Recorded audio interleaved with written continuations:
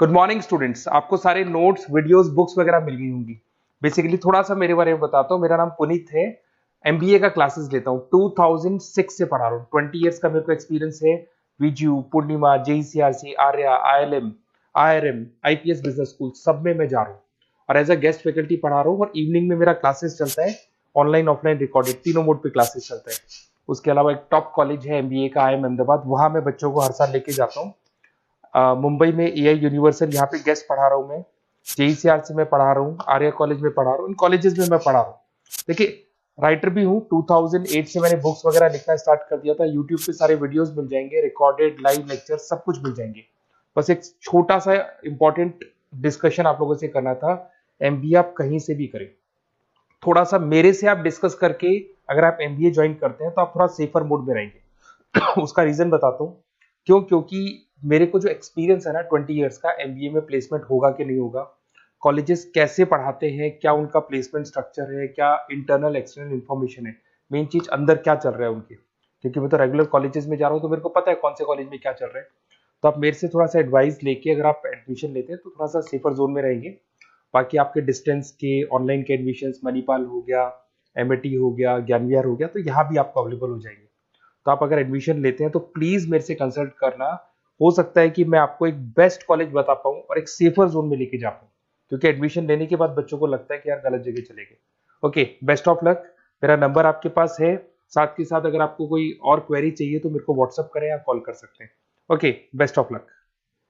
The deep dive के इस नए विस्तृत विश्लेषण में सभी का स्वागत है। आज का ये अंक विशेष रूप से उन सीखने वालों के लिए तैयार किया गया है जो ये समझना चाहते हैं कि डेटा, तकनीक और आधुनिक व्यापार असल में एक साथ काम कैसे करते हैं। बिल्कुल। और आज की हमारी इस गहन चर्चा का विषय बहुत ही महत्वपूर्ण है।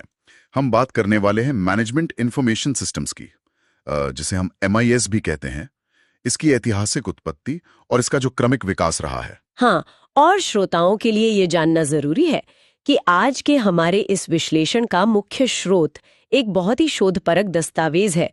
इसका शीर्षक है the genesis and evolution of management information systems, और हम विशेष रूप से इसके सेक्शन 1.4 पर अपना ध्यान केंद्रित कर रहे हैं। सही कहा। और आज के इस विस्तृत अध्ययन का लक्ष्य, या मतलब हमारा मिशन, ये स्पष्ट करना है कि कैसे एमआईएस सूचना प्रौद्योगिकी और व्यावसायिक प्रक्रियाओं के बीच एक मजबूत सेतु का काम करता है। बिल्कुल, ये वो बुनियादी ढांचा है जो प्रबंधकों को रणनीतिक फैसले लेने के लिए बिल्कुल सही समय पर सटीक जानकारी उपलब्ध कराता है। सीखने वालों के लिए ये देखना बेहद दिलचस्प होगा कि कैसे सूचनाओं के इस प्रबंधन ने उद्योगों की पूरी दिशा ही बदल दी। बिल्कुल। देखिए, इस चर्चा की शुरुआत में यह स्थापित करना आवश्यक है कि एमआईएस का विकास केवल एक तकनीकी प्रगति नहीं है। ये आधुनिक प्रबंधन के इतिहास में एक वैचारिक क्रांति रहा है।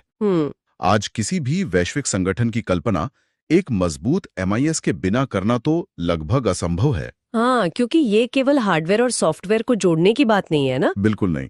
ये इस बारे में है कि कैसे डेटा का एक निर्बाध प्रवाह सुनिश्चित किया जाए ताकि हर स्तर पर बैठे निर्णयकर्ता अंधेरे में तीर चलाने के बजाय ठोस साक्ष्यों पर नीतियां बना सकें। सही कहा। दस्तावेज भी यही स्पष्ट करता है कि सही जानकारी का सही समय पर सही व्यक्ति तक पहुंचना ही किसी संगठन की कार्यक्षमता का आधार है।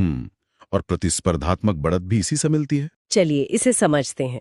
जब हम एमआईएस के ऐतिहासिक जड़ों की बात करते हैं तो स्रोत दस्तावेज हमें 20वीं सदी की शुरुआत में ले जाता है। वो दौर जब कंप्यूटर का आविष्कार भी नहीं हुआ था। हाँ, लेकिन बड़े औद्योगिक घरानों ने ये महसूस करना शुरू कर दिया था कि प्रभावी निर्णय लेने के लिए सूचना प्रबंधन अपरिहार्य है। मतलब उस समय के जो विशाल कारखाने थे उन्हें केवल अंदाजे से तो नहीं चलाया जा सकता था। बिल्कुल, कागजी लेजर्स और फाइलिंग कैबिनेट के जरिए डेटा को ट्रैक करने की कोशिश होती थी, जो अपने आप में बहुत ही श्रम साध्य और धीमी प्रक्रिया थी।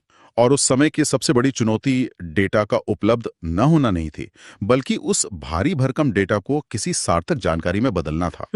दस्तावेज के अनुसार ये 20वीं सदी के मध्य में इलेक्ट्रॉनिक कंप्यूटर के आने के बाद ही संभव हो सका। तभी एमआईएस ने एक औपचारिक अनुशासन का रूप लिया।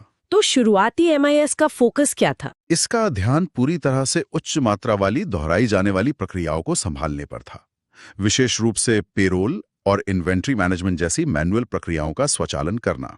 और ये स्वचालन केवल सुविधा का मामला नहीं था, ये संसाधनों के आवंटन में एक बहुत बड़ा बदलाव था। बिल्कुल, पेरोल जैसी प्रक्रियाओं में हजारों मानवीय घंटे लगते थे।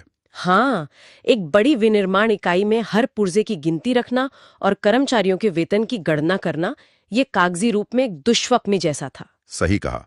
जब शुरुआती मेनफ्रेम कंप्यूटरों ने ये काम संभाले तो मानवीय त्रुटियां लगभग खत्म हो गई और संगठनों को अपने कर्मचारियों को क्लेरिकल कामों से हटाकर उत्पादक कार्यों में लगाने की आजादी मिली। दस्तावेज भी यही रेखांकित करता है कि ये शुरुआती स्वचालन एक बड़ी संगठनात्मक क्रांति क्यों थी। उस दौर में जानकारी का प्रवाह बहुत धीमा था, है ना? बहुत धीमा। किसी उत्पाद का स्टॉक खत्म होने की जानकारी प्रबंधन तक तब पहुंचती थी जब उत्पादन लाइन को रोकना पड़ जाता था। जो कि बहुत नुकसानदायक था। बिल्कुल, इलेक्ट्रॉनिक स्वचालन ने इस सूचना अंतराल को कम करना शुरू किया।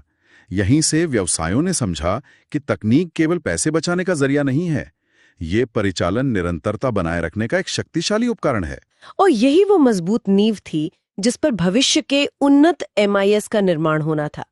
यहाँ पर बात बहुत दिलचस्प हो जाती है, क्योंकि जैसे जैसे समय आगे बढ़ा, तकनीक केवल बुनियादी स्वचालन तक सीमित नहीं रही। स्रोत दस्तावेज कंप्यूटिंग और टेलीकम्युनिकेशंस में तेजी से हुए तकनीकी विकास की भूमिका का बहुत विस्तार से विश्लेषण करता है। विकास का एक स्पष्ट क्रम देखने को मिलता है। हाँ, शुरुआत मेनफ्रेम कंप्यूटर से हुई थी।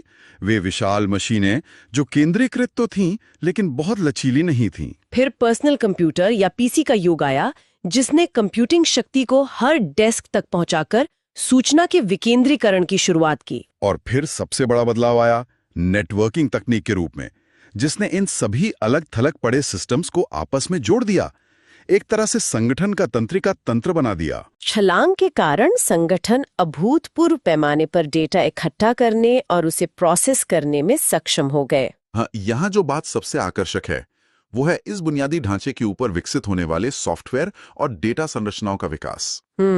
जैसे कि जब कंप्यूटिंग शक्ति और नेटवर्किंग आपस में मिल गए तो डेटाबेस मैनेजमेंट सिस्टम यानी DBMS का उदय हुआ। साथ ही उन्नत सॉफ्टवेयर एप्लीकेशंस और डिसीजन सपोर्ट सिस्टम सामने आए। हाँ, इन तकनीकों ने MIS की कार्यप्रणाली को पूरी तरह से बदल दिया। सिस्टम अब केवल लेन देन रिकॉर्ड नहीं कर रहा था, वो डेटा के बीच संबंध स्थापित कर रहा था।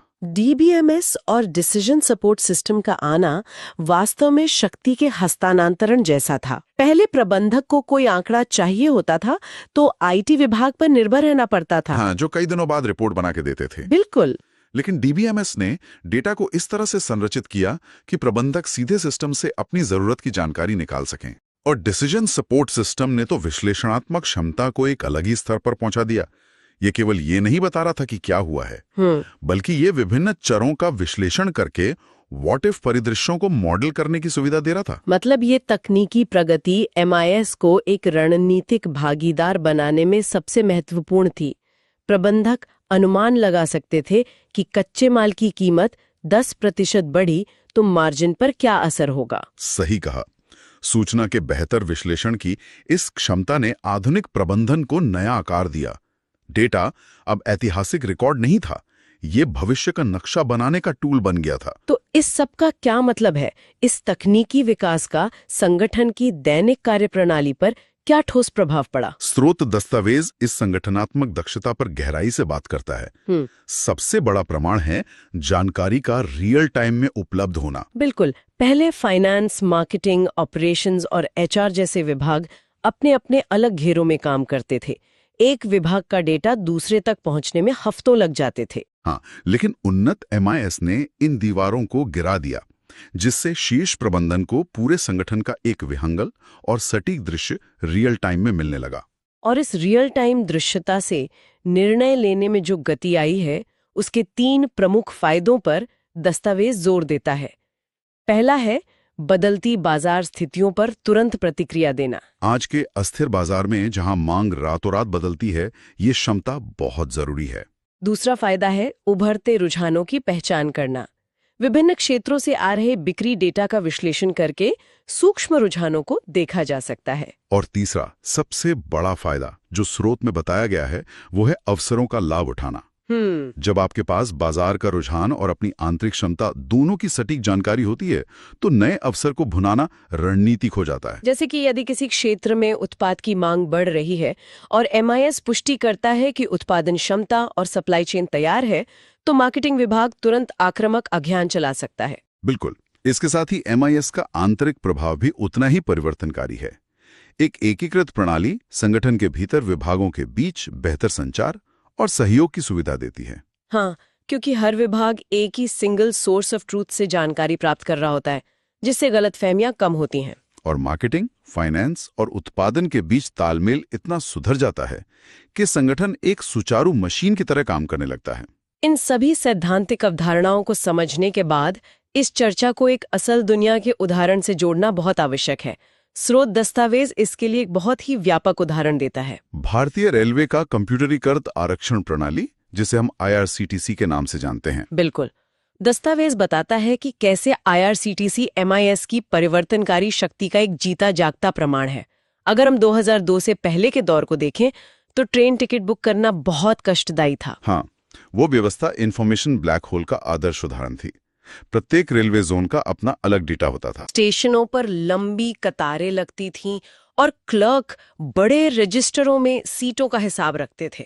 इस विकेंद्रीकृत और कागजी प्रक्रिया के कारण भारी अक्षमताएं पैदा होती थी। एक स्टेशन पर यह पता लगाना लगभग असंभव था कि दूसरे स्टेशन से चढ़ने वाले यात्रियों के लिए कौन सी सीटें खाली हैं। इससे ग्राहकों में बहुत असंतोष था और संसाधनों का सही उपयोग नहीं हो पा रहा था। लेकिन फिर 2002 में IRCTC की शुरुआत के साथ एक बड़ा बदलाव आया। रेलवे ने इस जटिल प्रक्रिया को सुव्यवस्थित करने के लिए तकनीक को अपनाया। और ये समझना महत्वपूर्ण है कि IRCTC केवल एक वेबसाइट नहीं है। दस्तावेज इसे एक व्यापक MIS के रूप में परिभाषित करता है। अगर हम इसे बड़ी तस्वीर से जोड़कर देखें तो हम समझ पाएंगे कि इसके पीछे का तकनीकी ढांचा कितना विशाल है।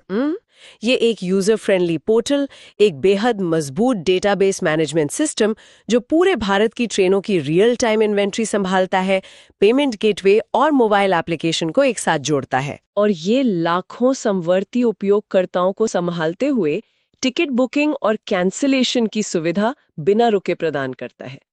ये एकीकरण अपने आप में एक इंजीनियरिंग उपलब्धि है।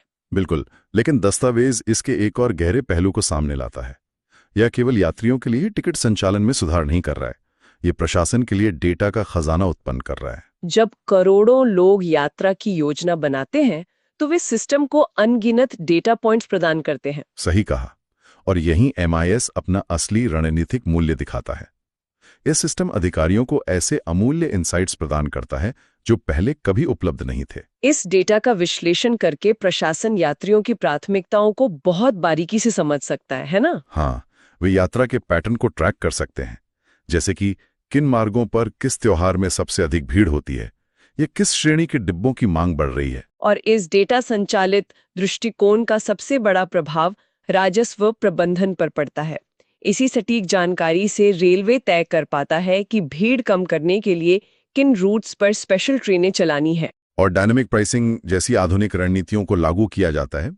एक तरह से IRCTC ने टिकट बेचने की प्रणाली को एक अत्यंत उन्नत स्ट्रैटेजिक उपकरण में बदल दिया है, जो मांग का पूर्वानुमान लगा सकता है और आपूर्ति को अनुकूलित कर सकता है। इस उदाहरण से स्पष्ट है कि MIS पारंपरिक प्रक्रियाओं को जड़ से बदल सकता है। इसने ग्राहकों के अनुभव को बेहतर बनाया है और रेलवे जैसे जटिल संगठन में परिचालन उत्कृष्टता स्थापित की है। इस पूरे विस्तृत विश्लेषण से जो प्रमुख निष्कर्ष सामने आते हैं वे आधुनिक व्यापार की नींव को स्पष्ट करते हैं। MIS केवल एक तकनीकी टूल नहीं है। बिल्कुल नहीं। ये वो शक्तिशाली पुल है जो कच्चे डेटा को स्ट्रैटेजिक फैसलों में बदल देता है। इसकी यात्रा बहुत प्रभावशाली रही है, मैनुअल इन्वेंट्री से लेकर IRCTC जैसे विशाल नेटवर्क तक। इसने संगठनात्मक साइलोस को तोड़ा है और प्रबंधकों को बाजार की नब्ज टटोलने की क्षमता दी है।